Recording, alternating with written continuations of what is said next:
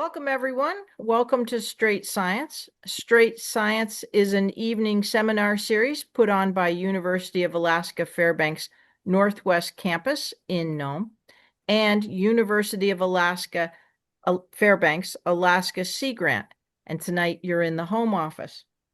So both Northwest Campus and Alaska Sea Grant, we are public servants of the Bering Strait region. We serve all peoples of the Bering Strait region, which is the homeland and waters of the Inupiaq, St. Lawrence Island Yupik, and Central Yupik peoples. So tonight, it doesn't get really any more straight science than having a talk like this tonight. We have Native Village of Gambell council member. I believe we were going to have council members, but sounds like one is boating. So well done on that. And we have several other lead researchers from Arizona State University, and they have an Arctic lab. And this is a project, multi-year project, that's been conducted at St. Lawrence Island in the village of Gambell, which is known as Sivuqaq. So that's what we're going to hear tonight. This is, and I'm going to read, because I asked, you'll hear the acronym, you might hear the acronym ARC-NAV, an ARC-NAV project. This is the project we're talking about. It is funded by the National Science Foundation, and the ARC-NAV refers to Arctic Robust Communities, that's the ARC, and NAV, Navigating Adaptation to Change. So this is a social science study with co-production of knowledge. And throughout this talk, before we kick off, and Charla, I'm going to hand it off to Charla Koozaata, who is on the Tribal Council of the Native Village of Gambell and a principal investigator, a PI for this for this project. And one of the things the group has asked the audience to think about is, when you hear their presentation, think about your own experience with co-production. Think about your own experience with co-production as they're giving their talk. And at the end, they would like to hear more about some of the people's experiences in the audience on that topic. So keep that in mind as we go through this. And we'll have maybe a good discussion at the end. I'm sure it'll be very interesting. So I'm looking forward to this. You can't get any more straight science than a straight science that kicks off in Gambell, Sivuqaq. And with that, Charla Koozaata, I will hand it off to you. Take it away. We are so glad you're here and all of our other panelists. So take it away, Charla. Hi, Huanga Sabak. Sivuqaq Mingunga. Welcome, everybody. I am from St. Lawrence Island. Thank you. Thank you, Charla. We are really glad to be with all of you here today, and we are so excited for the conversation that's going to follow at the end. I'm just going to give you a little bit of an overview of our talk today. As Gay mentioned, there's many of us, so we have a sort of scripted run through. We're going to start off by having each member of our team briefly introduce themselves, just so you get a sense of who we are and the different roles we each play in the project. After that, I'll give a short overview of ARC-NAV, how the project started and how it's evolved over time, and especially how it's become grounded in long-term relationships in Sivuqaq. From there, we're going to move into the heart of the talk, particularly what we've learned from the community about what makes research good and bad, drawing on work led by Masha and Eddie, and then moving to community interviews led by Shauna. We then connect these community priorities from the interviews to new work on vessel traffic, which is led by Fopefoluwa. And we'll close by looking ahead at how this work is continuing through another project called Action, with community leadership at the center, which is led by Charla. There we go. Okay. So to start, I'll introduce myself. My name is Abigail York. I'm a professor at Arizona State University. My work focuses on governance and decision-making, particularly how communities navigate rapid environmental change. I've had the privilege of leading the ArcNav project, where I've worked alongside, mentored, and supported a diverse team of scientists, community researchers, and students. A core part of my work is supporting early career researchers in collaborative community engaged science. I'm a wife and mom of three, originally from a farming community in Wisconsin, and these things continue to shape how I think about this work, especially land, community, and lifeways. I'm looking forward to sharing our team's collaborative work and learning from all of you. Now I'm going to turn it over to Masha. Thank you, Abby. Hi, everyone. My name is Masha Monakhova, and I recently completed my PhD at Arizona State University. I am originally from Moscow, Russia. I moved to the US in 2018 and have been involved in Arctic research since then. Over the past 4 years, I've had the opportunity to work in the community of Gambell through ArcNav and a dissertation improvement grant.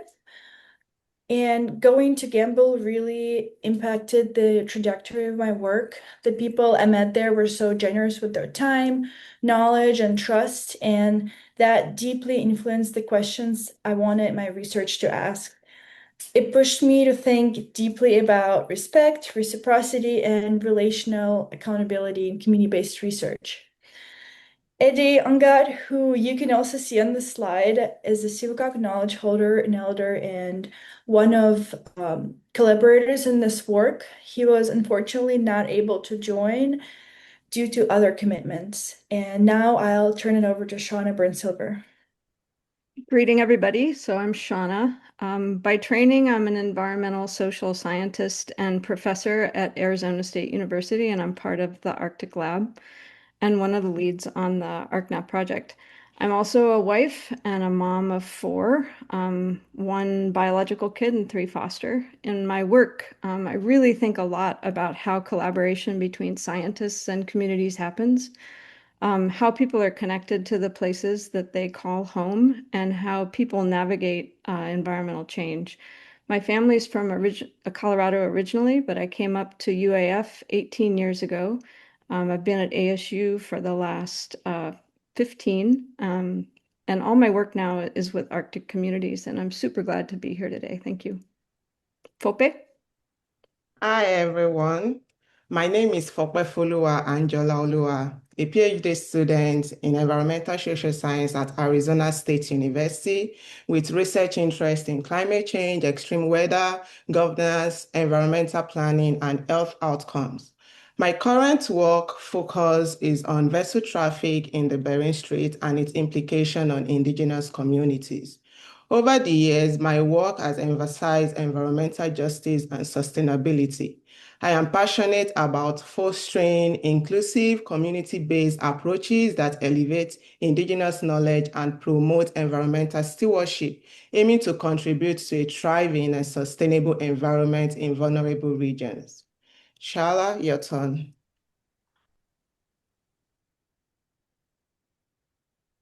Hi, Charla, Koozaata from Gambell, and I am my parents' daughter first, and I am also a Marine mom, and I really love my community, and I'm from St. Lawrence Island.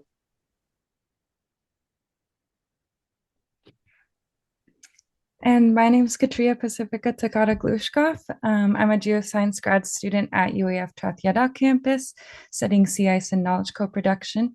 I'm originally from California, where I grew up connected with the Pacific Ocean and my Japanese and Russian heritage. And I'm now living in Fairbanks for the past 5 years. I've been super grateful to be working with this team, building relationships with Sivuqaq hunters at the sea ice over the past 4 years, and learning how sea ice is changing and what that means in terms of spring boating, subsistence, and food sovereignty. Thank you. All right, as Gabe mentioned, we're going to wrap things up at the end with a conversation, including, we'd love to hear your experiences with co-production of knowledge. And so we just wanted to seed this in your minds as we start talking about our work. Okay, so on to ArcNav. The Arctic is rapidly warming, and in places like Sivuqaq, these changes are being felt in very real everyday ways. ArcNav started with two core questions. How is sea ice locally changing, and how are relevant community priorities communicated across governance structures? The project began originally as a part of a broader Bering Strait effort, but because of COVID and the war in Ukraine, the work shifted, and this did enable us to focus more deeply in Sivuqaq. That shift allowed us to build long-term place-based relationships, working closely with the native village of Gambell, a steering committee, and community research leads. At its core, we have sought to center community, and we aspire to co-production of knowledge, bringing together community knowledge and scientific research through ongoing collaboration, not just one-time projects. And we're going to talk a little bit about how that has evolved over time. So, beginning in 2019, on the recommendation of the Alaska Eskimo Whaling Commission, we began conversations with Sivuqaq. In the early years, this led to a formal partnership with the native village of Gambell, including the formation of a steering committee and critically a subaward with key elements such as a budget, data management plan, and local hiring. These elements recognize community sovereignty in real ways.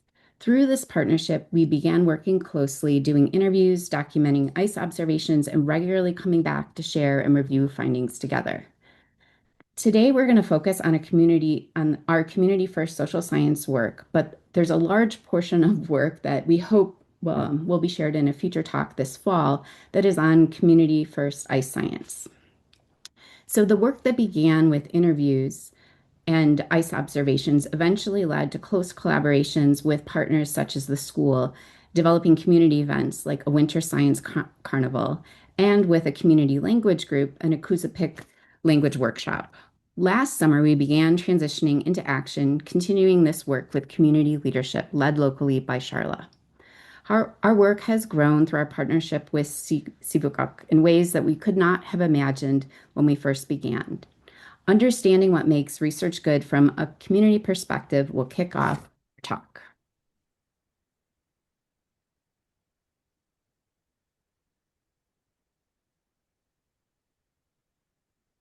Oh, Masha. I think she We lost dropped her. off, but she's back. She just Okay, got good. back on. Masha, she's in Spain, so it's a little, her Wi-Fi is a little Sorry dicey. about that. All right, I'm Masha, here. take it away. Take it away. All right. So I will start with a little bit of the history of how this work originated. I first started going to Sivuqaq about 4 years ago as a part of ArcNav. And as I spent more time in the community, I kept hearing stories about research experiences, both positive and negative. Some people described projects that were where they felt respected, listened to, and included. Others described experiences where researchers arrived briefly, extracted information, and disappeared without return or results or building relationships. So those conversations sparked my interest and became the foundation of my dissertation work. As a part of my dissertation, I conducted 15 interviews with community members in Sivuqaq to better understand what makes research partnerships and collaboration in practice good or bad. So from the interviews, 6 major themes emerged describing what community members viewed as characteristics of good research. The first theme was research relevance. Community members emphasized that research should connect to local priorities, especially subsistence activities, and may potentially influence policy. The second theme was ongoing communication transparency. People valued researchers who maintained communication throughout the project, during recruitment, analysis, interpretation, and after results were completed. A common frustration with bad research was researchers disappearing after collecting data. The third theme was tangible benefits and reciprocity. People emphasized that research should create meaningful benefits for the community through local employment, fair compensation, knowledge sharing, decision-making support, or other useful contributions. The fourth theme was care and relationships. Many people described good research as deeply relational, with trust built over time through repeated visits, humility, respect, and genuine care for community well-being. The fifth theme was accessible and inclusive research. People emphasized the importance of involving people from diverse backgrounds, ages, and roles in meaningful ways, while communicating clearly and accessibly so everyone could engage.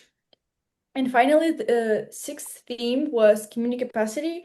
People discussed the importance of creating opportunities for local involvement, skill building, and long-term community ability to engage with and guide research. Now, jumping to the themes that define bad research from a local perspective in Sivuqaq, one thing that stood out in the interviews was that several of the bad research themes directly mirrored the themes people associate with good research. For example, where good research involved ongoing communication transparency, bad research was often described through gaps in communication. Where good research created tangible benefits and reciprocity, bad research was associated with extractive practices and little benefit to the community.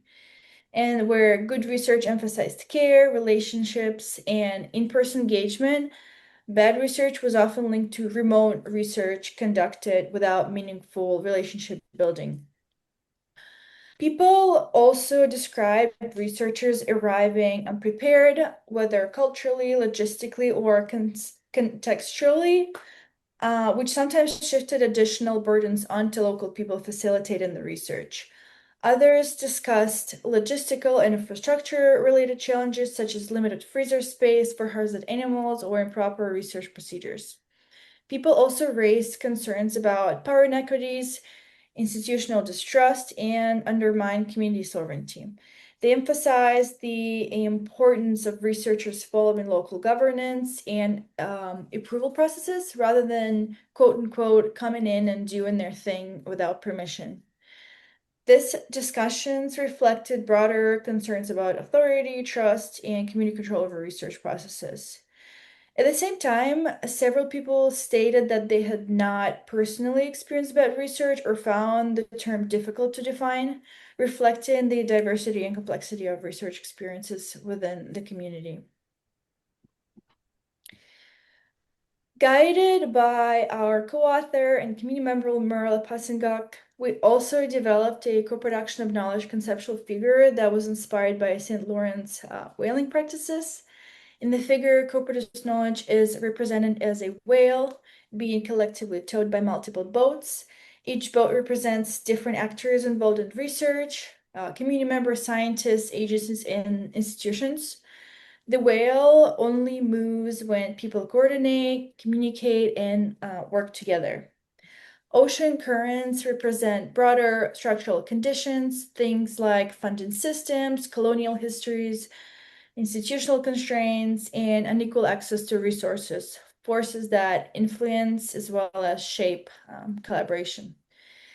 The analogy was also inspired by conversations about leadership and responsibility in whaling crews, particularly the idea that effective leadership is not always about being at the front, but sometimes about moving to the back of the boat to support coordination and collective movement.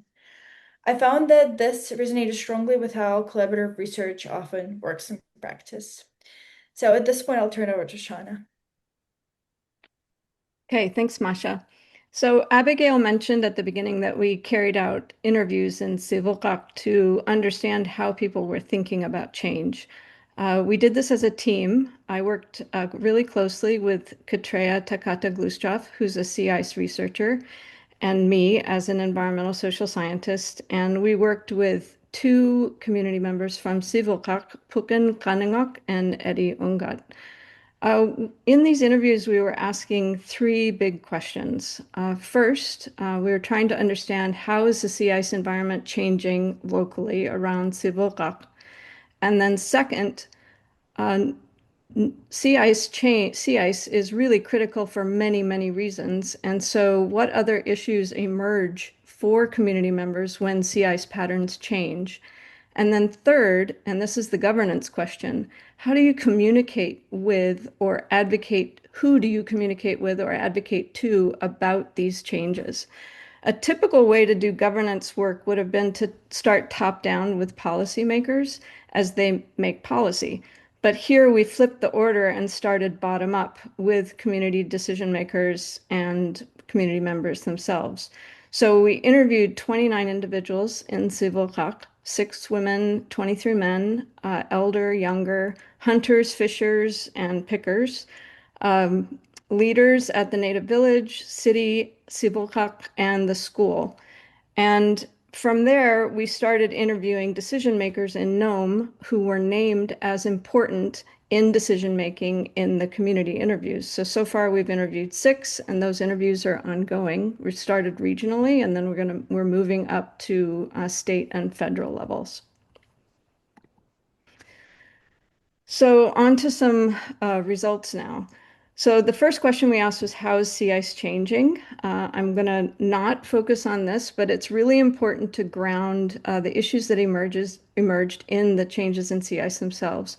So we heard that while Arctic sea ice is declining, people emphasize that what this really means at the local level. For example, it means increasing variability, delayed freeze up, and earlier breakup, and some years when ice is not there at all. And most of all, we learned just how much sea ice means to people and how it acts as a foundation for so many other mechanisms and processes. So this answered the second question. What do these changes in the ice mean for you in Sivuqaq? And there were 4 issues that really emerged out of these interviews. Slower freeze up means that the coast is more exposed to big fall storms, like this picture that was taken by Padukunuka from Sivuqaq during Typhoon Merbok. People were concerned about flooding, protecting evacuation routes, and finding resources to protect the coast and runway and other infrastructure, and thinking about potentially a seawall. The second issue that emerged was that with sea ice being more variable and thinner and leaving earlier in the spring, this means that people were really concerned about navigating sea ice safely and having to make longer trips in open water. So the issue here is about safety, but also livelihoods, identity, what it means to be from Sivuqaq and a hunter, and food security. So third, people really described concerns about seafood health. Storms disturb tepak or tunicates, that's seafood, and rising water temperatures mean potential for increased harmful algal blooms, and that could affect wildlife and human health around eating negapik or food from the ocean. Finally, people talked about how decreasing sea ice means more vessel traffic. The feeling was that traffic is not just increasing, but it's also uncontrolled. And at this point, I'll pass it over to Fope. Oh, sorry. No, I have one more slide, sorry. So, going too fast. So the third question that I asked in the interviews was, who do you or must you communicate with and advocate to around the 4 issues that emerged? So what emerged from this is that across only those 4 issues, there were 68 unique roles, agencies, and organizations that were named. And why is this amazing? You think about all of the other issues that leaders in Sivuqaq have to navigate: health, housing, education, and just around these 4 issues, there were 68 individuals and agencies that were named as needing to be in contact with them in order to make progress on these 4 issues.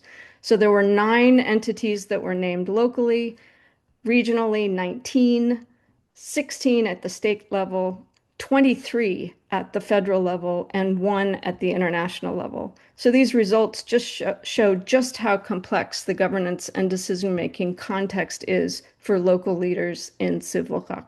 And now I will pass it over to Fope to talk more about the 4th issue that emerged, vessel traffic. Thank you, Shauna. My work for the next 3 years will focus on issue of vessel traffic in the Bering Straits. Starting from the community interview in Sivuqaq, people described 3 main concerns. The first being migration of marine mammals. For example, one person said, "I believe there are more traffic over the last several years because of less ice." That could be one of the reasons why a lot of the walruses that we get all out in a different area. Another concern is that of cultural and food security impact. And another respondent in the past interview said it's probably just going to get a lot harder for getting our subsistence food. And the last concern is that of pollution, where someone also said, well, in one summer, we had a lot of debris washed ashore, and they were strange debris, and made you wonder if the ships that are passing through are dumping their waste into the ocean, or what? Who is regulating all that traffic, and what they are doing with their garbage? All these lived experiences underscore what we found in the literature, that sea ice is declining, thus increasing vessel traffic and affecting the subsistence lifestyle of the people of Sivuqaq. So one of the questions we've been asking is, who actually responds to increasing vessel traffic? What we see is that it spans multiple levels of governance, from international to the regional organizations. At the international level, you have entities like the International Maritime Organization, or IMO, which set global rules for shipping, and the Arctic Council, which help coordinate across the Arctic nations. We also have the Inuit Circumpolar Council, ICC. It is also really important here, helping to bring indigenous voices into those international conversations. At the national level in the US, there is the Coast Guard that plays a very key role, especially around safety, enforcement, and navigation. And then at the regional level, organizations like Quarric are critical. They are much closer to communities and often help translate concerns, priorities, and knowledge between local communities and larger governance system. There's limited formal status for indigenous group at the International Maritime Organization.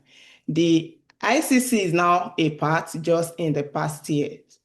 So what this shows is that responding to vessel traffic isn't happening in just one place. It's spread across multiple levels. And one of the challenges and opportunities is how communities' priorities move across those levels and eventually shape decisions.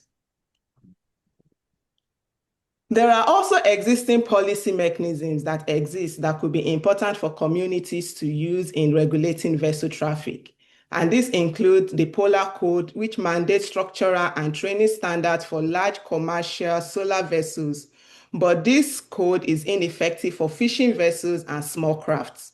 There's also the areas to be avoided, ATBAs, and this has defined limit that certain classes of ships should avoid because these areas are ecologically significant and navigation is particularly hazardous in this area. There's also the precautionary area, which is a defined limit where ship must take particular caution. And then the two-way route, this provides safe passage for ships through waters when navigation is difficult or dangerous. Sivuqaq community members didn't directly discuss these policy mechanisms, but there have been significant regional collective action in the Bering Strait area to protect marine mammals, which could ensure cultural and food preservation, and also preventing pollution around the ecologically vibrant zones.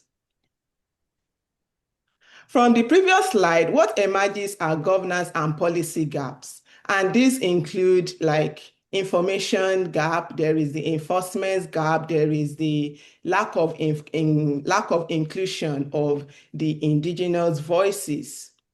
To fill this gap and contribute to community priorities, there is need to advance indigenous governance in decision-making. There is also need to improve information sharing that provides real-time monitoring of vessel transiting the Bering Strait region. There's also need to improve regulatory oversight on ships to include non-solar vessels. And then there is need to advance community-centered policy, acknowledging and utilizing documented traditional knowledge. Hand it over to Shauna. Thanks, Fope.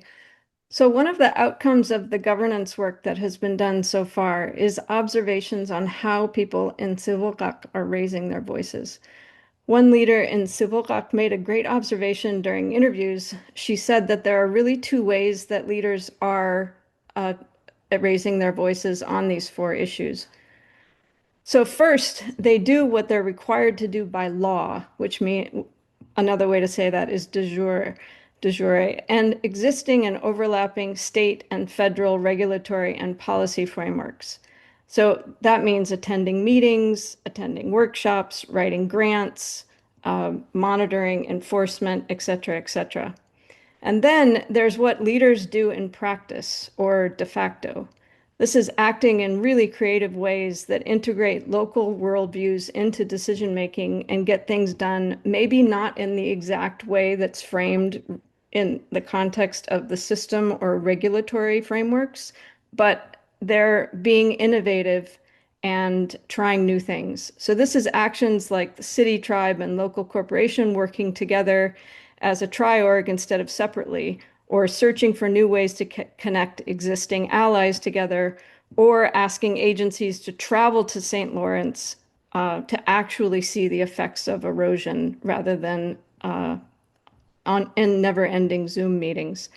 So what emerges is a process of really hard work, navigating really complex policies that are not aligned with community worldviews often, and adapting even as funding and policy and environmental conditions are increasingly uncertain. So the question for researchers becomes, how can our work help to fill existing gaps with the folks that we work with and who are partners with?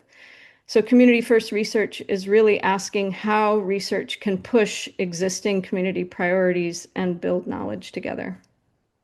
Over to you, Charla. Okay. And first off, I would like to say that I had to change this into a way where you would understand everything I'm going to say in the next 2-3 minutes, because English is my second language, and if I didn't, I don't think anyone would understand. But here it is. A lot of you know me through ArcNav. Much of that work, that team that has grown into something new called Action. I am proud to serve as a principal investigator and community research lead for Sivuqaq. But what does that mean in real life? Action connects 8 communities from Tuktoyaktuk all the way up from Canada and to Atka in the South, Alaska, and Canada are working side by side together. The foundation of action is something called production of knowledge. For me, that means our communities are not just the subjects of research. We are the researchers, our elders, our hunters, our young people. We already carry generations of knowledge about this land, this ice, and the waters we live on. Action says that knowledge belongs at the table, not as a footnote at the center. That shows up in the real work. We are documenting erosion as it happens here in Sivuqaq, not waiting for outside scientists to come tell us that we already see with our own eyes. We are asking hard policy questions too, like why is it so difficult for Gambell and other communities to use grant money to buy heavy equipment directly when that's exactly what we need to protect our homes. Last summer, I was aboard the research vessel Sivuqaq, and we traveled to Chiknik Bay, to Atka, to Sivuqaq, and to Nome. And last fall, I went to Hooper Bay, and next week I head to Ungott. And But every one of the community that I visit, I see it there. It's like the same, like where I'm from, and it's the same, the erosion, the flooding, the changes coming faster than the policy can keep up. But I also see something else. I see people responding. I see communities fighting for themselves. I see knowledge, um, and shared knowledge too, and everything being protected. I think that's what action is all about. We are not waiting to be studied. We are learning from each other, and we are moving together. Thank you. Thank you, Charla. Thank you, Charlotte. That's hard to follow, but so this evening, Abby, Shauna, Charla, Masha, and Fope have all shared on Community for Social Science Research in Sivuqaq. And if you remember at the beginning, we shared how this larger project, ArcNav, has been framed around two questions, one around sea ice and another around the community priorities around collaboration, communication, and governance related to sea ice change, which is what people talked about today. And so we're hoping also later this fall to, with some of the other members of our team, to share more details on the relationships between sea ice and Sivuqaq spring boating. Some of us who are here today, as well as Sivuqaq hunters and ice experts like Eddie Ungott or Bukin Kaningok, as well as university sea ice scientists, including Dylan Lacombe-Brouillon, Andy Mahoney, and Bruno Tremblay. We'll discuss how the sea ice environment shapes spring subsistence boating and how changes in Anadyr and Bering Sea ice are impacting subsistence opportunities. So stay tuned for us and stay connected. And we hope to connect more later. Thank you. Thanks, Katria. That wraps us up. Igam Sahanachalik. Thank you, And- everybody, for your time and attention. And so as Gay shared and we shared, we wanted to start in conversation. And so we're going to go back to, this question that we hoped folks would reflect on, your experiences with co-production of knowledge, although we welcome all questions and comments, and, we definitely want this to be a conversation tonight. All right. Well, thank you. So first off, I would say thank you to all the speakers. So before we dive into your question, and this is the end of your speaking portion about your presentation, and now you want to talk about co-production. So thank you so much, and for all of your speakers, and we really appreciate that. We also know it's not easy to be a public speaker, and so you can see the emojis going up, but we also welcome people to put something in the chat box, show some love for Sivuqaq and the ArcNav project and all the speakers. I think there's one of them is 4 in the morning, the one calling in from Spain. What's her name? I just met everybody. What was that? Masha. Masha's calling. It's 4 o'clock in the morning, and she's hanging on to her coffee and giving this time in way before her workday to make sure people understand. So we really appreciate everyone's time. And thank you. The Strait Science audience are super nice, and we're always very appreciative of people talking and providing information to the region. So thank you so much, especially since you have the region on. So that's wonderful. So now you want to dive into what experiences with co-production. All right. Well, we have quite a number of people on the call. Does anyone want to lead off?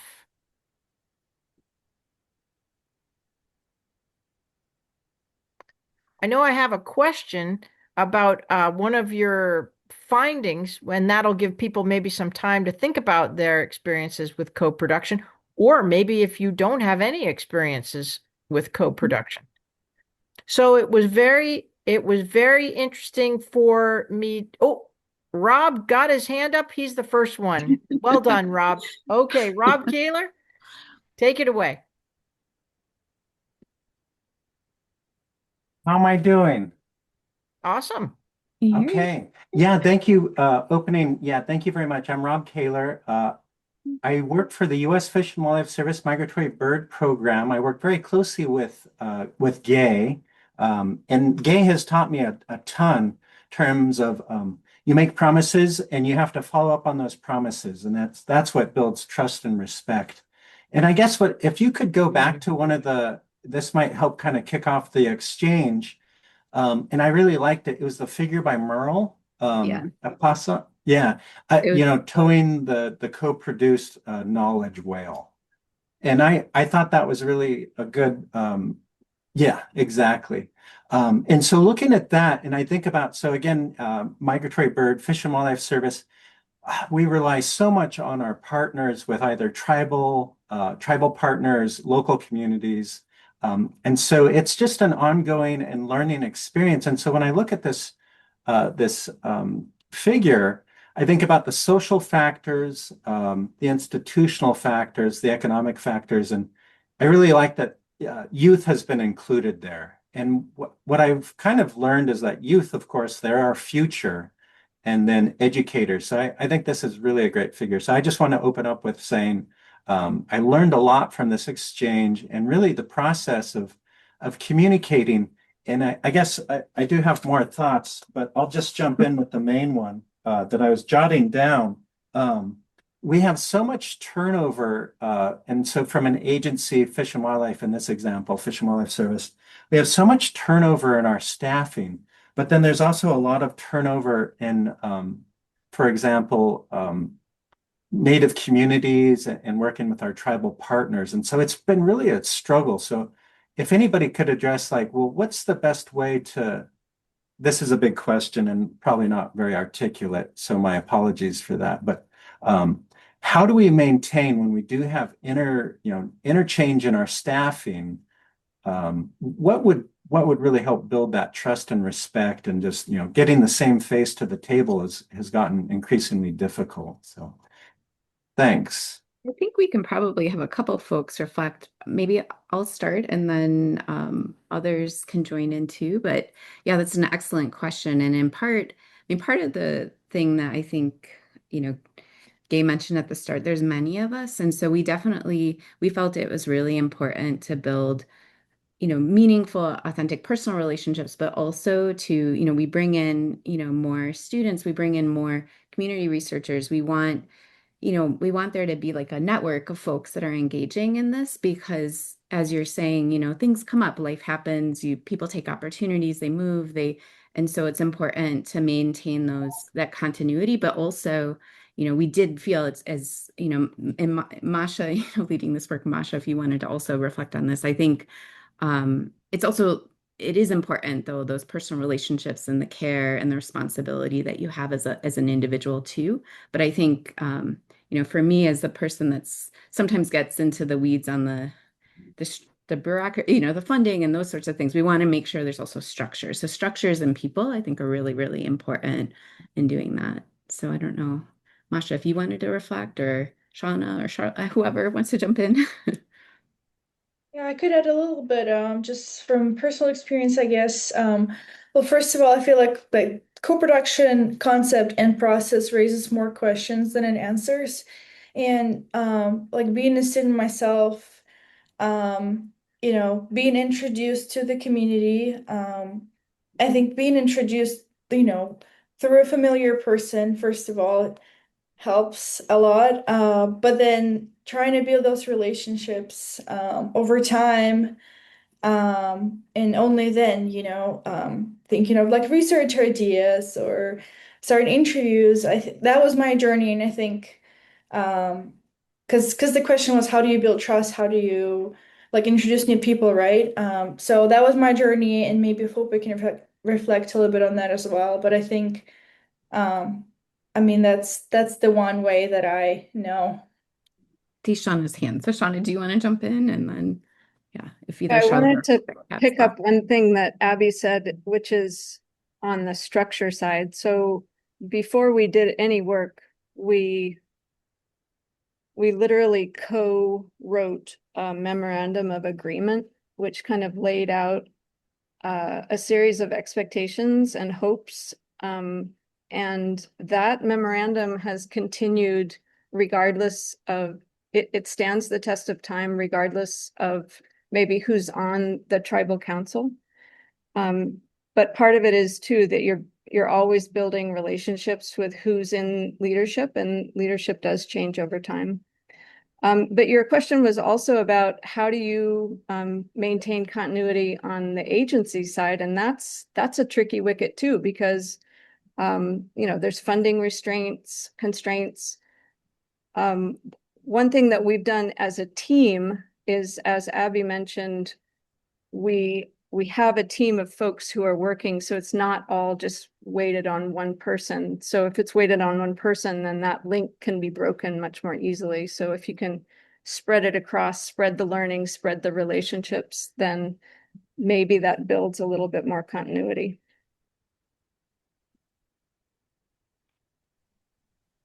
Yeah, thank you guys. That's great. And from a kind of an agency perspective, Shauna, that last part in particular is like making sure that they know whoever, like I'm a seabird researcher for fish and wildlife, and making sure that they know my counterparts or my supervisor, or if I'm a stalwart, so I'll be around for a while. Too young to retire, too dumb to quit. But yeah, well, thank you very much. I'll open it up to other people to ask questions. I might have another couple ideas or thoughts. But thank you. Thank you, Rob. I'm just going to put in the chat because I saw a couple of things go by about foreign marine debris event, and I'm just going to put in here, there was a report that was turned into a NOAA technical memorandum, I believe, and that involved native village of Gambell, native village of Sivuqaq. I don't know if you guys have a copy of that, and I'm talking in this case to Abigail York and Shauna BumSilver. I do have a question, because I think Rob was kind of touching on that. You guys were saying bad science. So that was an interesting term to me because that has a lot of connotations. I personally always think the science is better when you have the regional experts involved. And my science isn't the science of oceanography or physical sciences, it's the natural resources, right? So that, just to give that.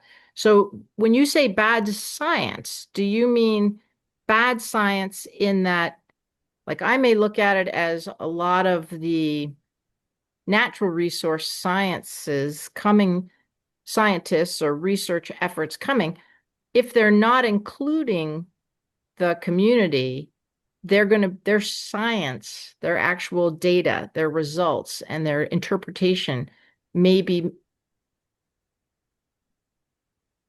not as comprehensive as it could be if they had. So bad science, and that gets at the data. Or do you mean, I was kind of curious as to what you meant. Is it bad science in the communications of and the inclusiveness of the science, or the data itself, or all of it? So this one we definitely need to turn over to Masha since she led this piece. But I will say we said research and not science. So Well, I heard bad science, and maybe I was wrong in my listening, but I heard bad science when you guys were talking. yeah, It and we could be my ears. we're working on a paper. Masha's finishing up, so we'll turn it over to you. But definitely research. We framed it in part because Yeah. we didn't only want it to be limited to like natural science. We wanted to think. So it's the data, or are you talking It's the about process. communication, Yeah, the process. education, and The The process. process. the scientific process? So The yeah, the 15 people that I talked to have worked with researchers in some sort of way, and it was them reflecting on what parts of the process they thought went well and what parts of the process did not go as well, from a local perspective. So I think process would be like the key answer here, not the result. not the outcome, like you said, like something that's being disseminated or lack of it, but the process The of that scientific process. collaboration. Hmm. Of working re- together. Yeah. Working together, because You mean it was all community engaged research. So the community engagement is bad if it's yeah, not there. Yeah, right. I agree with that. Your word caught my ear and I was thinking, what science is it? And I can understand maybe there's places or where that's probably going to happen. I think if you're talking about, I don't know, something, but in my world, it would seem that would be a bad way to do it, not be engaging with, you just Mhm. couldn't do it, or you couldn't do it right. You wouldn't do it well. I do Wouldn't think do one it thing that that's way. quite interesting, Masha, just to riff on this for a second, is so again, the framing was good and bad research, in part to just make it as a springboard for conversation for folks. And again, all of the people were folks that had engaged in with researchers in the past. But they did talk a lot about research, with good research, they also did reflect on the types of research that they found to be sort of good research. So things that were relevant. So often subsistence was brought up in this context. So, and with Merle, this like beautiful figure that Masha and Merle co-developed together, this was again, good research was that which Sivuqaq knowledge holders were leading. All right. I've got one more question, then I'm going to stop. Because this is one that is near and kind of makes me think again in that good science, bad science. We weren't given much on the way of guidance on either of those terms, and so I'm just running with what came to my head. Do you feel that grant funded, or did this come up in your working with the community of Sivuqaq or yourselves, and you're very all over the globe, it looks like. Do you feel that regional based entities have a long term, if you have a long term, like Coeric, they have a long term, they're versus a grant funded one-off project versus, like we just heard from Rob Kaler, he's an agency person, so he's the federal government in natural resource realm that I'm more familiar with. So for birds, seabirds, so that's a federal co-managed resource. Do you feel there's different community engagement with grant-based, which is just a one-off of money? You get your grant from whomever, Hmm. a big funder, Yeah. and then you're looking at one thing, or whether it's oceanography or whatever, and then you've got regional entities doing their work, and in this case I'll just say like Coeric or Hmm. whatever, and then you've got um, urban-based long-term federal researchers. Do you look at it like that? Did you break it down like that, or is that of interest? Hmm. So the third chapter actually did break it down a little bit, but what I will say here is that even if it's like even if it's an NSF funded project that's like a shorter term, a lot of the times like this same people will continue working on a different project later on, and that's something that people reflected on and thought was good research. But when people would come back, maintain the relationship, maybe come back with something that was identified by a community during like a previous project, like that continuity was something that was reflected on as like good research. And like this, so the next like research project that I did after this was talk to the scientists who were identified in the interviews about like the process from their perspective.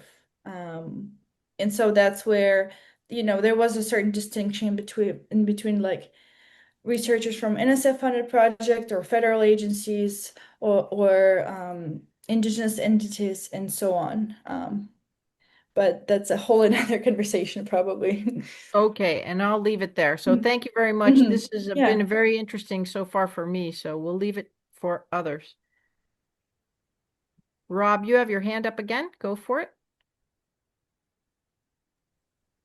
Yeah, should I've got two questions, but is there anybody else that wants to talk before me?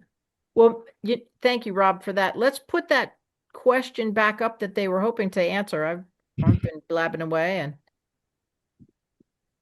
and the question is, what experiences with co-production of knowledge do others on this call have, or in this meeting have?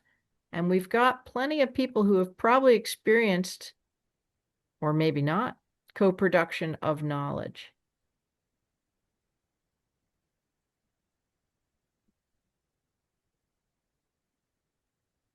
Well, that might be yeah, I don't see anybody jumping in. So I guess maybe so this is something that I've learned kind of from the lens of an agency bureaucrat, if you will, biologist by day, bureaucrat by night. Co-management versus co-production. Does anybody want to? I kind of merged the two, but I understand that those are very perhaps different approaches. And I'll use one example, the Alaska Migratory Bird Co-Management Council, where there's a tribal partner sitting on the board. We've got a federal representative, a state representative, and then council members from across Alaska. And this is for migratory birds and the harvest, and in particular, subsistence and setting regulations. So I guess that's an example of management because, as I understand, all the stakeholders have share authority. So I didn't know if anybody wanted to kind of address well, how does that vary from co-production? How that describes the process of pulling together the information. Yeah, Or maybe that's too broad. No, I think that's great. And there, I mean, co-management is, at least as a phrase, is, older. Co-production of knowledge is a much newer idea, although inherent in co-management, right, is this idea that there's local expertise. It sort of led, in part, influenced the development of the idea of co-production of knowledge. But I mean, in this case in particular, it's co-production of knowledge is explicitly recognizing multiple knowledge systems and bringing those into conversation together. And co-management can do that and often does, and up in the Alaskan context, but doesn't always. Like there could be local, down here in the lower 48, there's co-management around other resources too. So yeah, I would just say they're connected, but the co-management is more about folks having a seat at the table around decision making, around management decisions, whereas co-production of knowledge can feed into co-management, but it's more about the producing the knowledge. Although we do want our work to be actionable. Charla, do you mind if I put you on the spot? Did you want to reflect Yeah, you on can. that?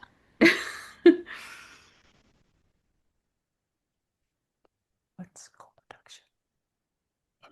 What did you just say? I just said co-production knowledge is different knowledge systems creating new knowledge. Yeah.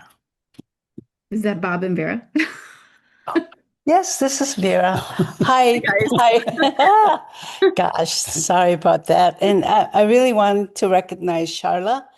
She did a great job, and I really admire all the work that she's done so far with you folks. But I was just listening to you, Abby, about your definition or working on what co-management is. I think, we've been involved with co-managing a resource like the Pacific Walrus population in concert with a federal agency, and that's the U.S. Fish and Wildlife Service. And I think co-production is like you're trying to provide information about, like your Yupik knowledge or new information to make a change in what's happening.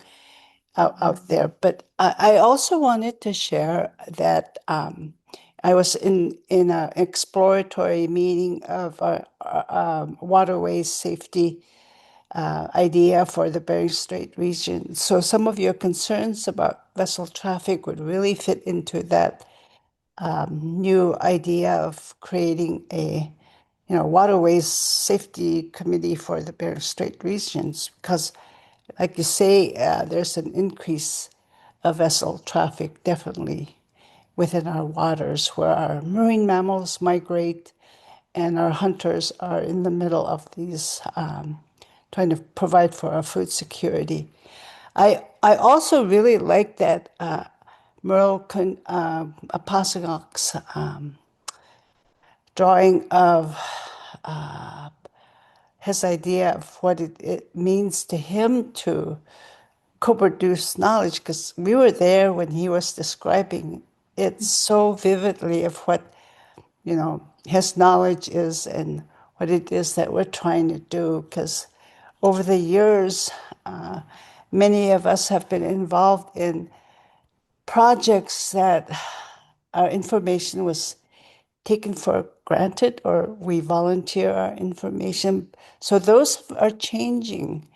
And yesterday I said to the Coast Guards that were at the meeting that, we're beyond volunteering our time and our energy and knowledge. I mean, some of our participants in many of our work that we do don't have offices or support staff. So any type of compensation is something that we really would value, because it's not free anymore.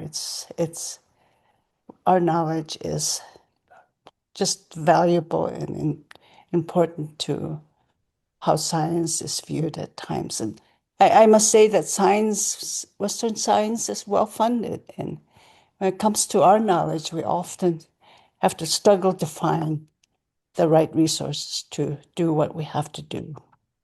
Anyway, thank you. This is great. Thank you, Vera. Thank you, Vera. I mean, that's a reoccurring theme. And for me, I really appreciate that, Vera. For me, some of the issues in the natural resources, but in the natural resource world, we're coming up against things that can hurt human beings. The harmful algae, the diseases that animals now are getting in our region. They can also affect human beings, and we're still not at that point where we are well served. And I'm not going after any individuals or anything like that. There's reasons why there's no money for the need for response. And very much it's always the people of the region. And that's why I put in that foreign marine debris event paper.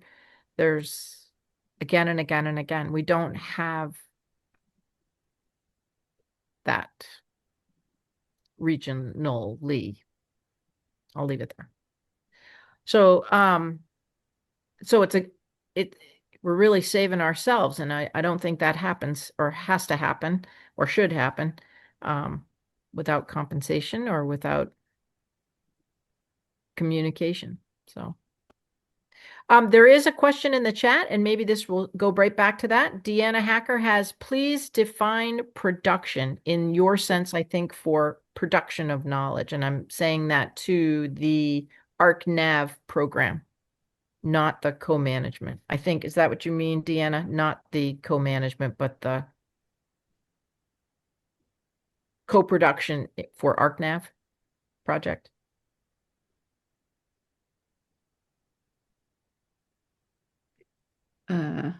I can take Yes, a crack for at that. production of knowledge. Yes. Thank you so much. For production of, excuse me.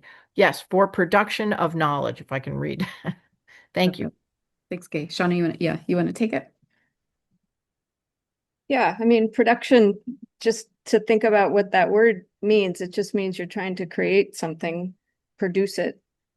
The co piece is, as Abby mentioned, that you're explicitly recognizing that you're trying to braid or bring together different kinds of knowledges in a new way. It's funny that you keyed in on that idea of production first. Sometimes people look at that word and don't really like the word itself. So there are other ideas that have started to emerge from the initial framing of co-production. So some folks talk about it as co-generation or co-creation, but it's maybe leaving behind the kind of producing a thing, more generating something that's new. And there's also, I mean, as I think Masha did a beautiful job talking about, there's a process that's engaged in working together and collaborating and trying to bring together those knowledges. And there's all sorts of process things that are associated with that. But you are trying to create something that's new too. You're trying to bring two things together and create something that's the bridging of different kinds of knowledges.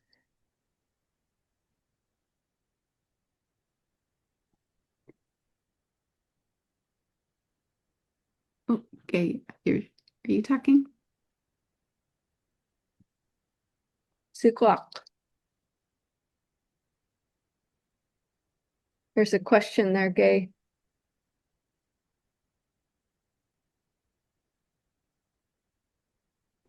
I think you were muted, Gay. Were you saying something?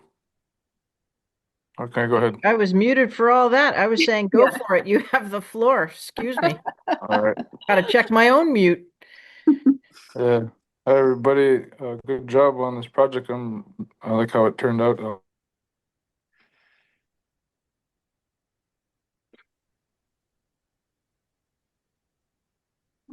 right. Any other thoughts on and I know a lot of us co-production? to varying degrees. Oh, I'll turn my video off because I have bad connection. But I have a question about co-production. Yeah, go for it. I wasn't sure if you were making a comment Okay. or you had a question, but I see you have a question. Go for it. I know that a lot of us have been kind of been involved in these kind of semantical debates of defining what some of these terminology mean, and sometimes it can kind of seem like it can kind of go on. I know ICC did a really good job of defining that the co-production of knowledge, and if not only so you just look at the resources. But my question is, I've done this this training thing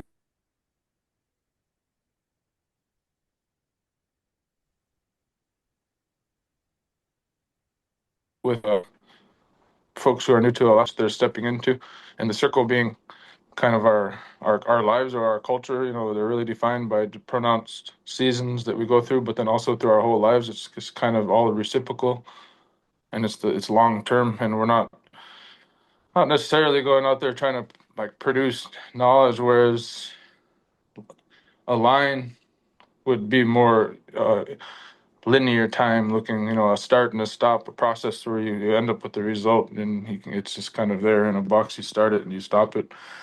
And obviously the scientific projects that we work on with the scientific method, it's a clear process where you start and stop on a linear scale. So my question to you is, would you agree with the statement that co-production of knowledge is more of a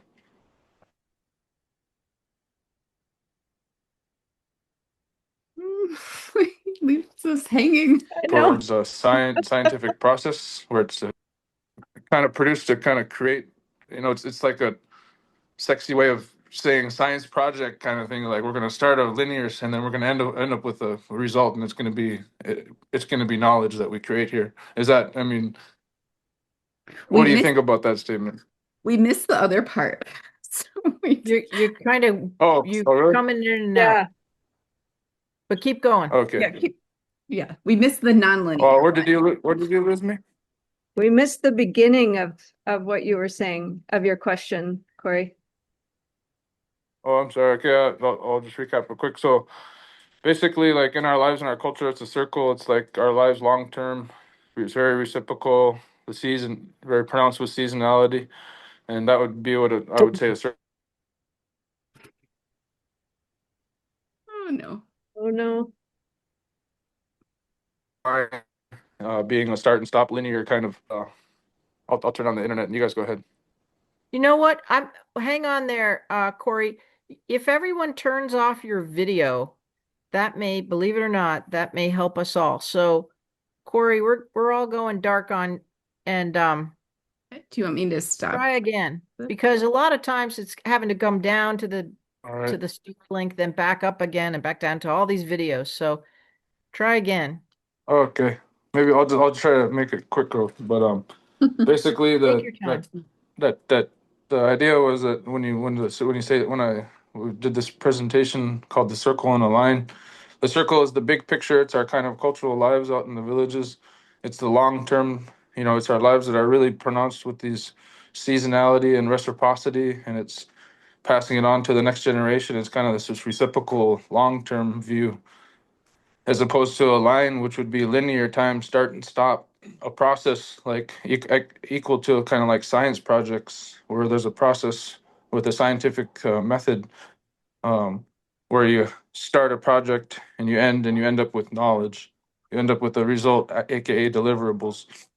Would you say that the phrase co-production of knowledge is kind of, aka it's like a sexy way of saying like a science project or something? Or because I know it takes a lot of explaining for our people, like to try to tell them what.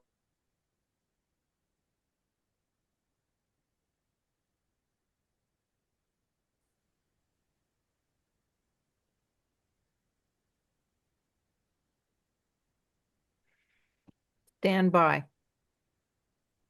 Linear to me, it's not. To me, it lends itself to kind of a linear process. But I just was curious what you guys thought about that approach.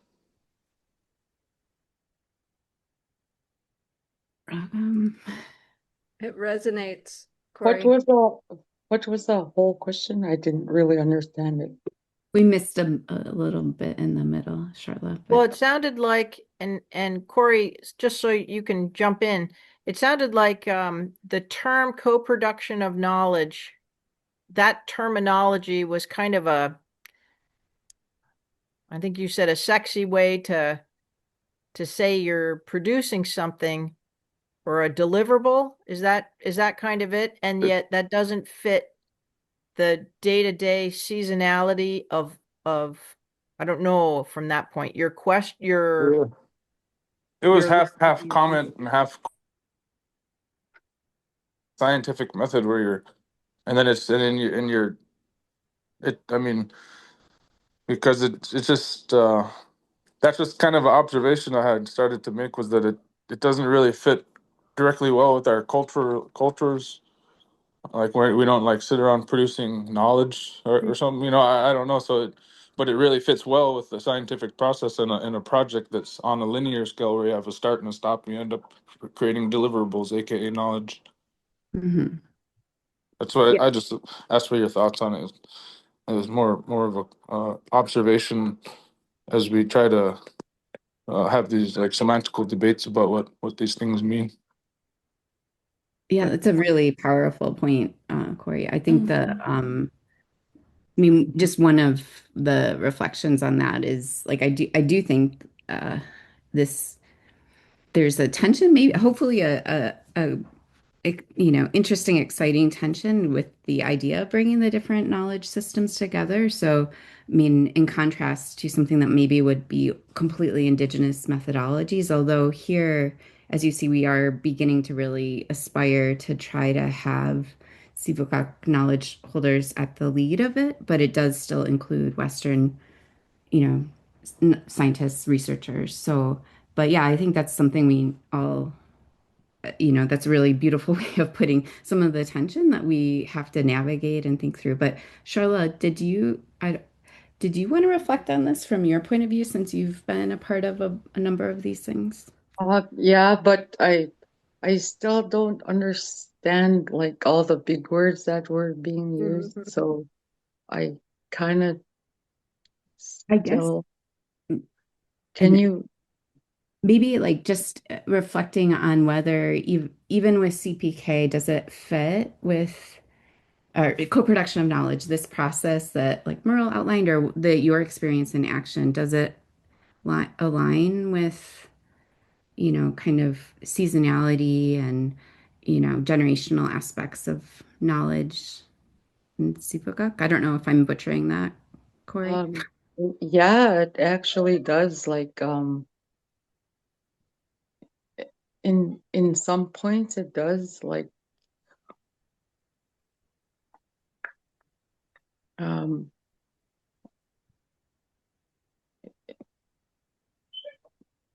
it kind of like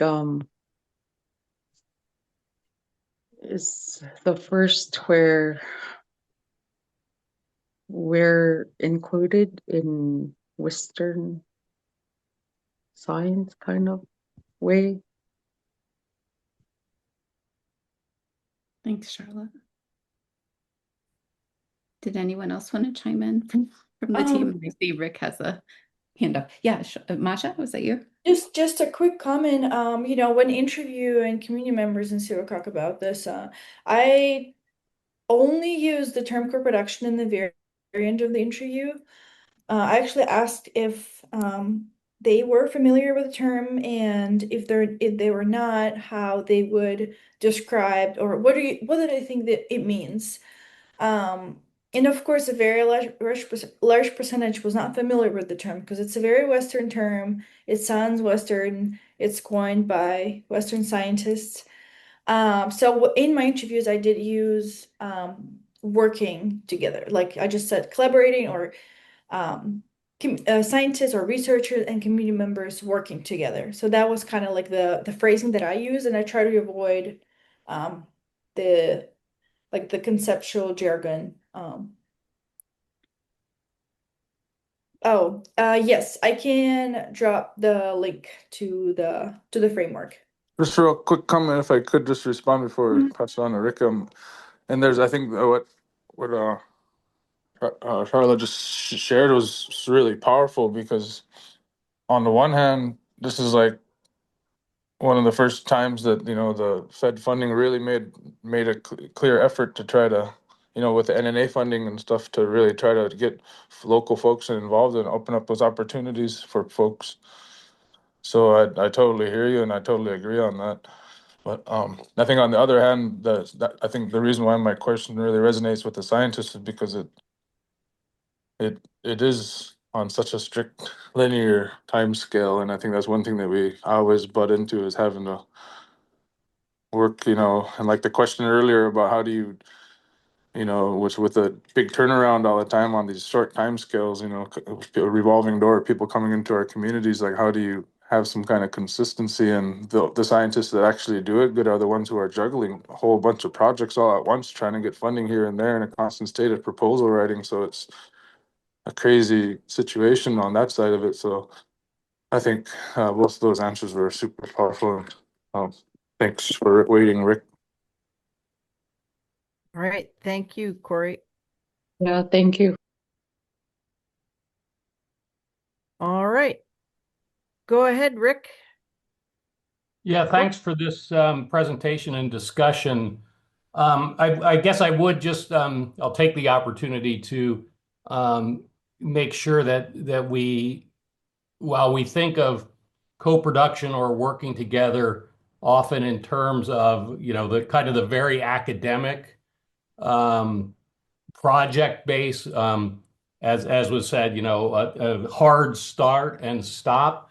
For those of us that are working in the service model rather than the production or the project model, that working together and the long-term relationships that are involved in that, to my mind, are equally fall under that term of Western or of co-production, or I like much better the working together to understand something in a way that is useful to people in the communities, to people in government, to scientists, to to people regardless. And so I think that it is important to keep in mind there's another way to do this, that service model where that's long term, in addition to the very project hard stop, hard end model as well. Thank you. Thank you, Rick. Could Charla, I you want- yeah. comment on this? I kind of seen this on the cruise that I was in last year, and a lot of it is like not even communicating at all. It's like assuming that this other race knows and stuff. But when we went to Atka, and they didn't know anything about the way we launched the boat, or the way we brought in a boat, and we taught them how. And also the scientists on the Sivuqaq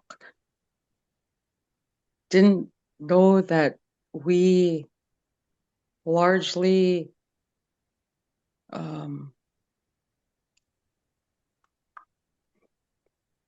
knew the forecast just by looking at the clouds or the sky. And we are gonna launch to Hooper Bay, but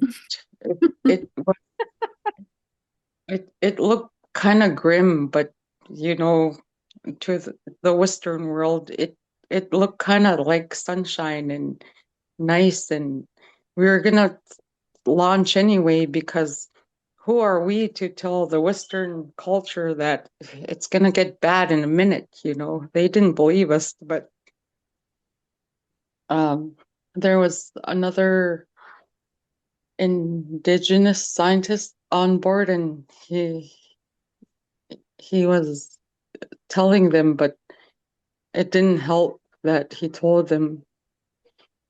But as soon as we almost got to Hooper Bay, the swells got really big, so we had to turn back, and it was kind of a funny story. But yeah, it's kind of more like a communication thing. I think, thank you, Charla, because we were in this meeting that Vera brought up yesterday, and I think of like that working together and communications and giving people a different way to look at it. This was a meeting with a lot of agency, industrial, ship traffic, Coast Guard, and whatnot.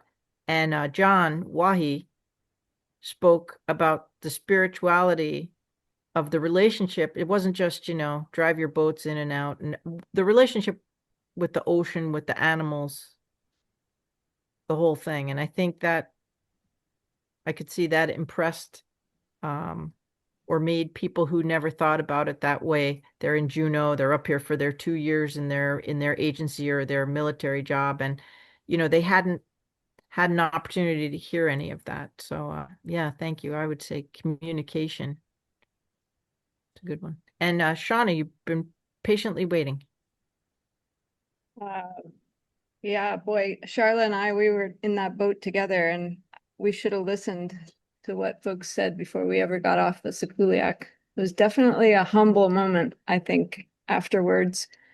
And it's a great example too. I was thinking about what you said, Corey, about the circle versus the line. And I think to me, one really critical part of this process is real humility. So one way is not the best way. Sit at the back of the boat, listen. And if you're really doing that, I mean, as a Western scientist, then what that means is that the line turns into a circle. And the process that you had in mind to begin with, it turns into something else, and that's where the happens. And so what comes out of it, maybe it's something that neither group, it wasn't in the proposal, and it really is a co-created something that you didn't know to expect. But humility is really part of that process that I think is really critical.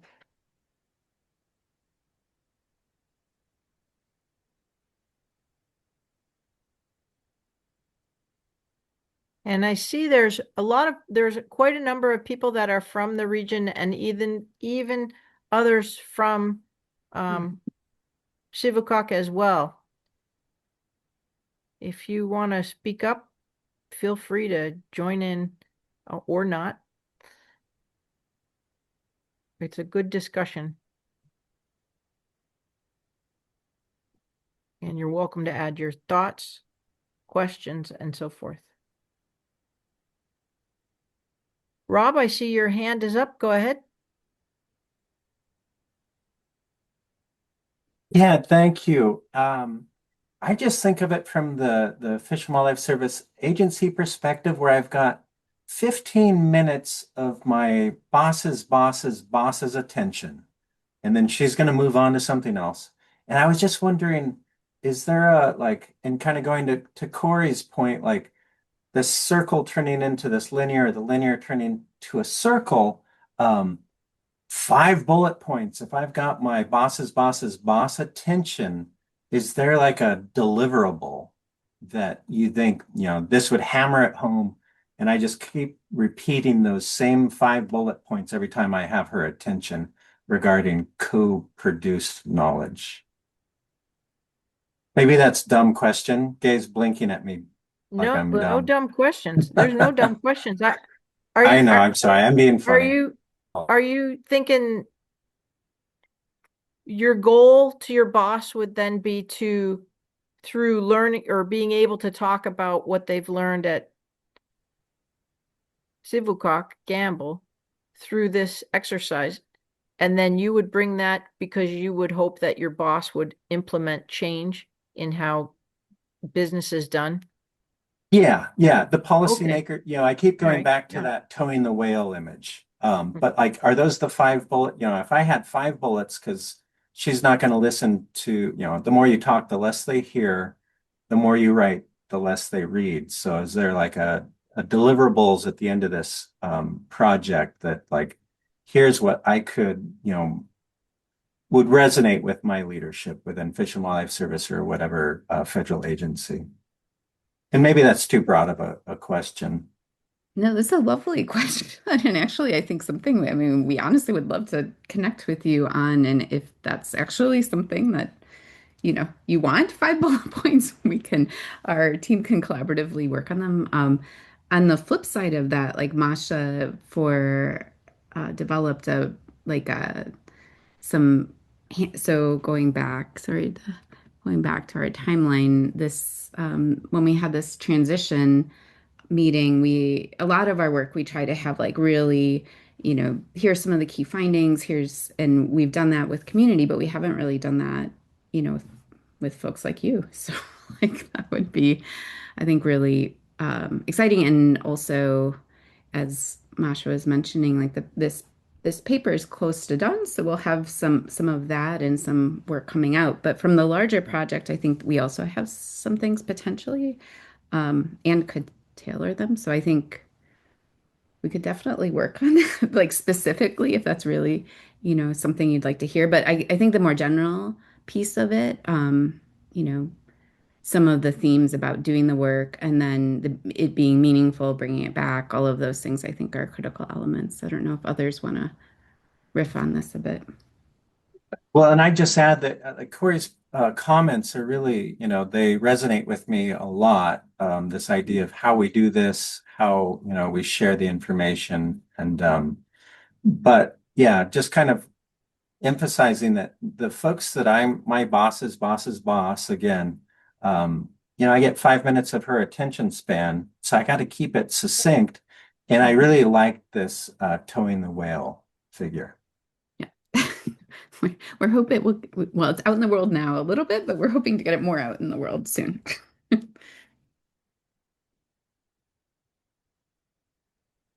Yeah, thanks. I'll let others add in.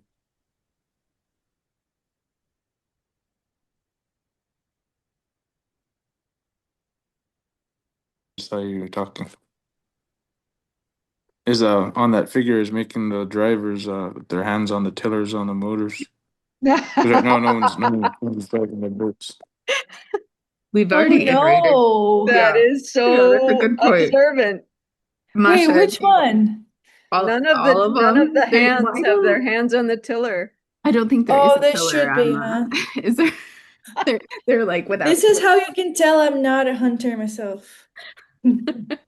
Well, initially, what was it? I forget, Masha, what happened. Like this is iterated, so we appreciate Yeah. all of the folks with knowledge. And we're like, please.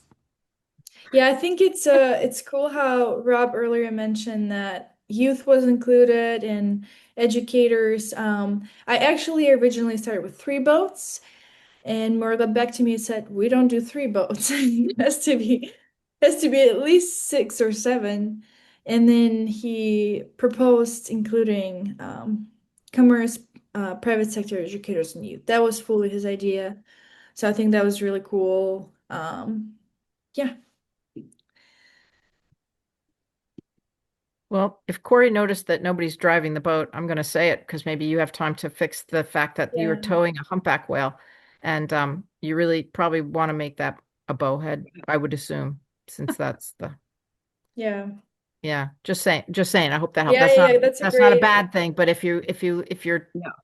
using Merle, a passing analogy, Yeah. I would assume, and maybe I shouldn't, that he's in this scenario thinking of a bowhead whale. Totally agreed. You know, my drone skills are limited by a wheel. I think I can No, do it's good. It gets to the point across, but I wasn't Yeah. going to say anything, but if No, please, we Mr. welcome you Erickson's back. noticed that, I just say that because that's kind of a just normal edit Yes. comment, no bad. Charla and Noted. Thank you so much. Charla and I were talking today, wondering about whether the towing happens with the flukes on or the flukes off.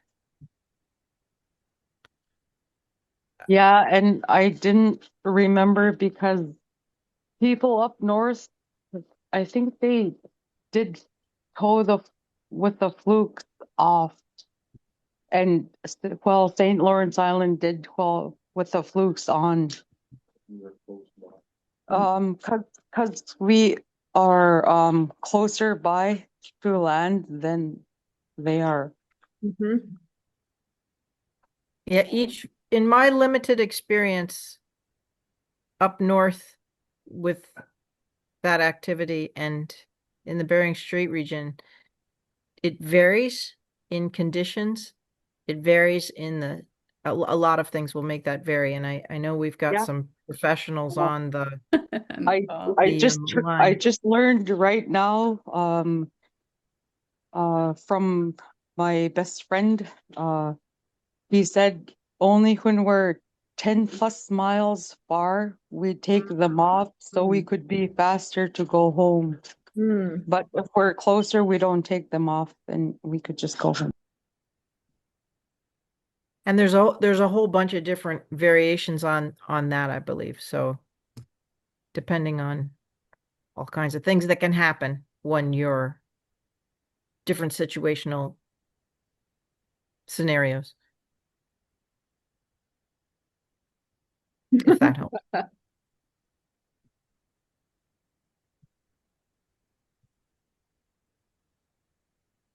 Yes, it is a great image. I agree. Merle is an amazing educator and knowledge holder and artist as well. So I'm not sure if he had a hand in that actual drawing. My guess is we'll leave that up to there. And then Deanna Hacker said, could you maybe reiterate again what the goal of this project is? Who will be served by the co-produced knowledge? So Okay, so we have a couple different layered projects here, I guess, but if we wanted to go to ArcNav, which was the sort of foundational one, so the co-produced knowledge, some of which is around governance that Shauna presented, and then additionally, especially the sea ice work. And so our our whole goal is really to do this community first social science for the piece we presented today. So bringing it back and working closely with people like Charla and that are, on the Native Village or, the tribal council or in other positions to advocate for change and helping to make things um, what's the right word? I don't know. Usable, I guess, by decision makers, policy makers. And for example, one of the things that was mentioned that Charla mentioned was heavy equipment. That is something that's emerged. So we're working closely to try to, these concerns that have been identified, also connecting it with some policy analysis and other things so that it can be usable to advocate for change. Like that, those are some of the key pieces from this work. Shauna, did you want to jump in on this as well? Nope, I think that you said it quite nicely. We were talking about the acronym for the action project in the very beginning, and it's quite a long mouthful of an acronym, but the whole premise is aspire to co-production of knowledge and produce and do work that's actionable. In other words, that furthers the priorities of the communities that we're working with. And those priorities are set by communities themselves. And so heavy equipment is one of those that has really emerged, not just for Sivuqaq, but also for Hooper Bay, for Point Lay, Nelson Lagoon. Nelson Lagoon. So this is a big issue that's common across communities. So and I'm totally ignorant here on this, but on the big picture, you're going to have these co-management for the 4 categories you gave us, the health of seafoods and things like that. Yeah, livelihood, safety, coastal erosion. So you're using those 4, and that's in all those villages overall, or? So this was a springboard that was part of ArcNav first, right? So we first started with ArcNav and now we've merged into Action. So these 4 issues emerged in Sivuqaq. But coastal erosion is a huge issue in 5 of the 8 communities that Action is working on. So the work that we're doing in Sivuqaq is a foundation for work that is ongoing with other communities as well. And so they're sharing experiences back and forth. For example, Charla just mentioned this meeting in Utqiagvik next week. So folks from Tuktoyaktuk are coming. Folks from Utqiagvik are part of it, Gambell, and they're going to be talking about seawall projects. So Tuktoyaktuk got funding for a seawall. Utqiagvik got funding for a seawall, and folks from Gambell are super interested in how they actually got funding and the process that they put in place for this to occur. So one of the big actionable pieces of Action is sharing across communities. So both ends, things like the coastal change, but also like how do you actually get the change in governance and get the funding, get the support to, directly addressing some of the things you were raising, Gay, like, making sure communities are better supported in the adaptation they're doing, but also that there's response better as well. Yeah. So that would be very interesting. Charla, are you aware that Cape Nome quarry is going to be the rock for that Utqiagvik seawall? So I bet you Nome would be very interested in in I hearing didn't know more that. about Charla's concerns, Mm-hmm. Gambell's concerns at the tribal level, and Oh, also how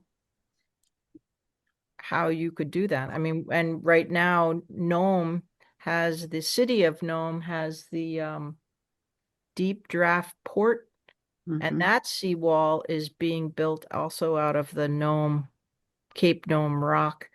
And how did that come about? And that might be something for Mm-hmm. good conversation with city, Nome Eskimo, I would imagine. Might be something yeah, there. Thank you. I think we do have a seawall, but it's like a really old seawall where it goes underground like 100 feet and it doesn't even help. Right. Anyway, that may be of interest locally also to Nome, your seawall discussion because of the Utqiagvik, your guys' connection, Nome, Bering Straits, all of that might be of interest. So, City of Nome, the port, hope that helps. Thank you. You bet. And I just responded to Rob's comment about the Talk of Alaska. So that trip was by Ben Jones, who's a researcher from UAF, and that trip was mostly funded on the Action Project. And so one of the major premises was to link together isolated communities and really emphasize how creatively communities are working on some of these issues and to promote sharing across these really vast distances. It was yeah, awesome, and everybody should listen to it. Yeah, thank you, Rob. that was quite an adventure. Epic, like really epic. Epic.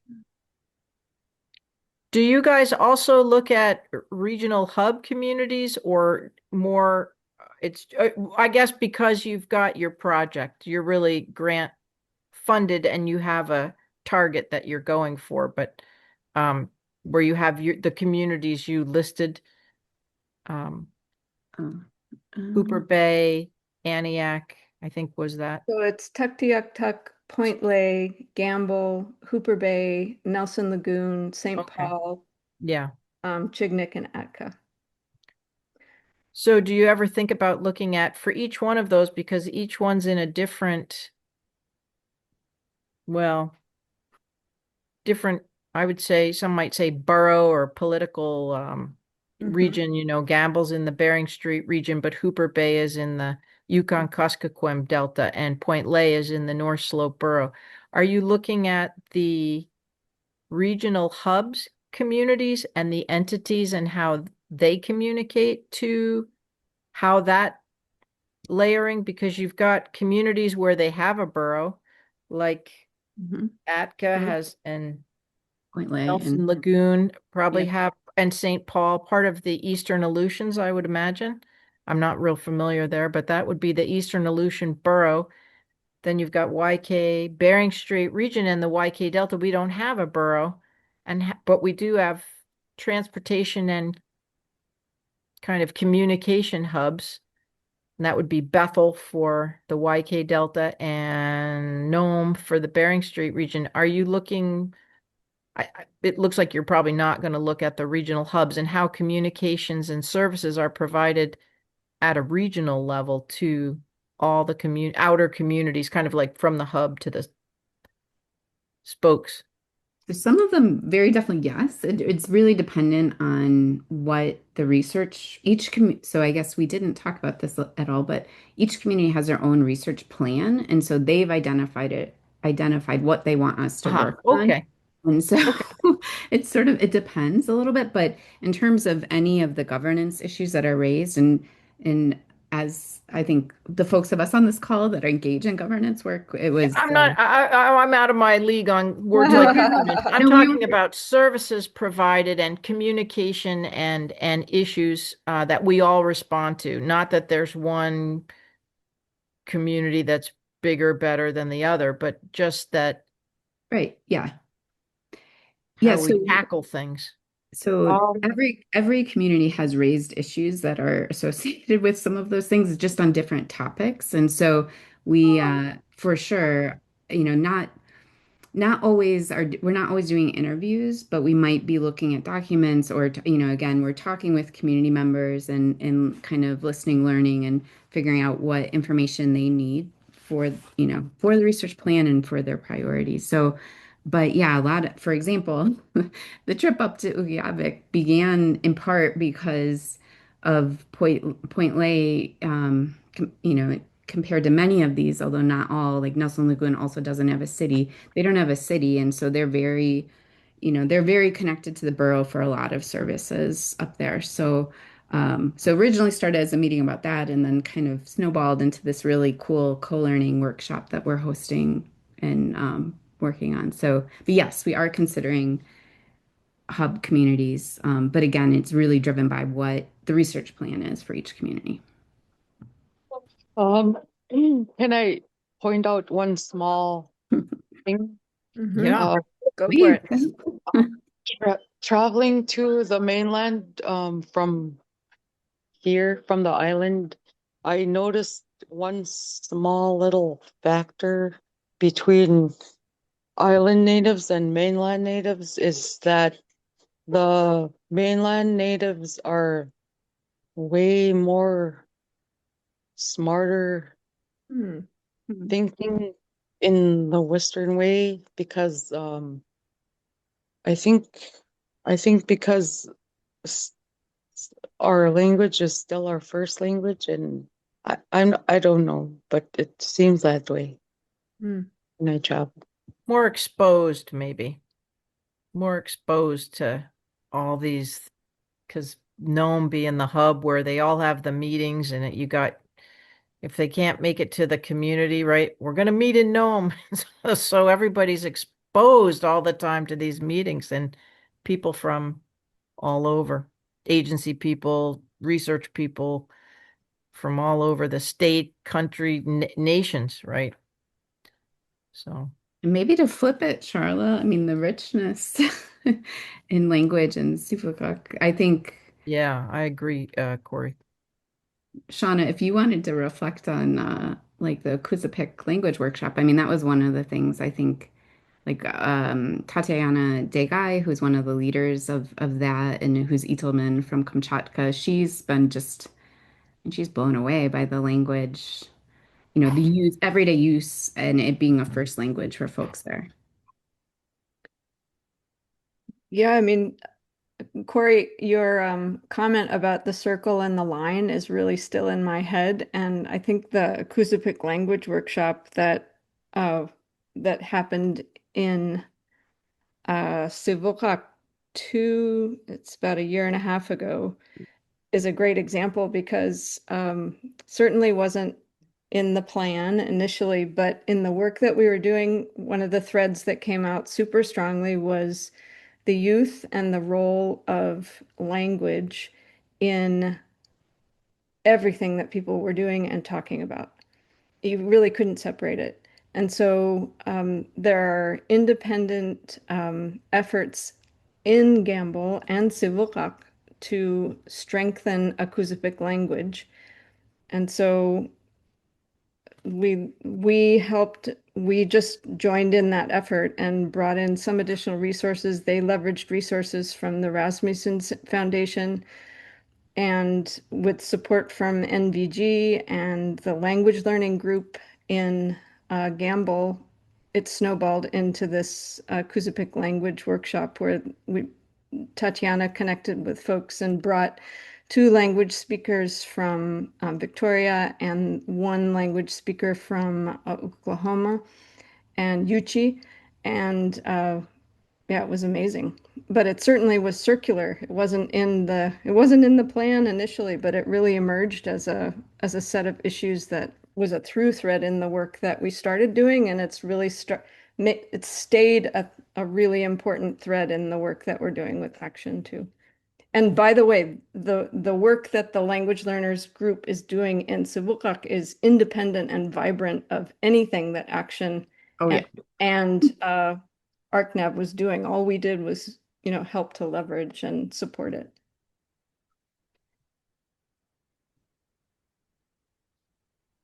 All right. I just noted the time. This has been a very good discussion, but I hope that I think of the woman in Spain. Masha. She's still on. Masha needs coffee now. She probably needs breakfast. But no, I can go about my day. It's like morning now. I can just go okay. Do whatever. But anyway, I just wanted to point that out. I'm not sure how long our speakers are game for answering questions, but this has been a wonderful discussion. Any other, did we hit your question? Did we? Very good. What was your experience with? Okay. Yeah, for sure. All right. Where do you want to go from here? Tonight, I mean, do you want to wrap it up? You've done above and beyond. I think I haven't seen any of the chats, so I don't know. Have we answered what folks have asked and stuff? Yeah, I think we have. Yes. Okay. You've got lots of kudos, and I'll send you guys what is in the chat. Okay. Cool. Well, for thought as well. If you've reached your goal for tonight, you may should we let people take a break or? Yeah. How does the audience feel? You guys, right? My email was dropped somewhere, but I'll drop it again. I'd love to follow up on like 5 bullets. That's just an example how I might elevate some of this wonderful exchange. We didn't really touch on vessel traffic, and that's one of my interests as well. I'm a marine bird person, so I can follow. Yeah. Anyways, we'll be in touch. But thank you so much for a wonderful presentation. Oh, thank you so much, Rob. We're very excited and I think that's an excellent point. We see this as just part of the conversation. We've been doing this work for a while now, but I think there's a lot of opportunity for us to connect more broadly with folks in the region. And so we're very excited, and we definitely welcome any feedback, if we messed up any more on the towing the whale or, any of it's not messed up. It's good. Or, well, edits to make it more accurate are much appreciated. Yeah, we welcome feedback, and we see this very much as relational and circular and ongoing, and we hope to be a part of work in the region for a long time. I have one question, last question then before we close it off is for Charla. You still on? I can't see everybody's picture. I've got a lot going on. I am still on. Okay.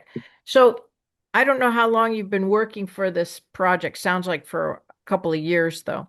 And my normal question would be, and maybe I see Rodney, you're on here too. I don't know if you've been working closely with all of this group and this particular project. And it could be, your answer could be anything, but the question is, what has been the most unexpected thing working on this project that you've been working on? What's the most, it could be anything. It could be like the way people dress or the color of the sky. It could be anything, but it's a good question I ask because for you or others from Sivuqaq, what is the most unexpected thing? Could be anything. Doesn't have to be profound. It could be, but what's the most unexpected thing working with this topic and these nice people? I would have to say blending in with your science. I don't think we've ever been included in anything ever before.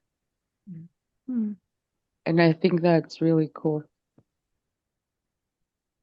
That's that's a very good statement. And that's a very good statement. And I would say the past, I think there has been some, but I don't with, back in the 50s, there may have been with like the bud phase or the others. I don't know, but I don't know that history as intimately as anybody that lives there. But thank you. That is awesome.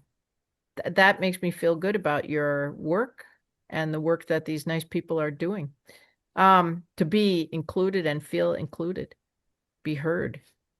And I saw, Rodney, you have your hand up too for a second there. Actually, me, his wife, Nuka. Hi, Nuka. How are you? Yeah, thank you. Rodney is here too. Hi, Yuka. I think, hi. I Nuka. think Nuka. answer from both Rodney and I. What's the most unexpected? Unexpected, yeah. Unexpected thing happened from this project is friendship. Yeah.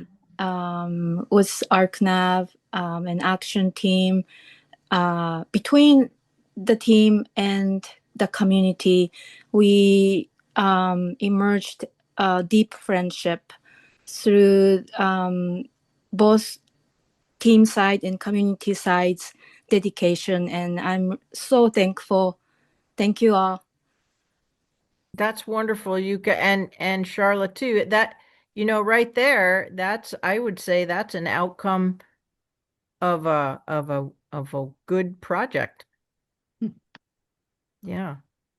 So, all right. With that, and next time you, Abigail and Shauna, come on, we'll hear what has been most unexpected to you guys, but we're kind of running out of time. So on that, and if you guys, if Abigail, if your team wants to stay on a couple minutes more, you might want to give Masha the rest of the day off, but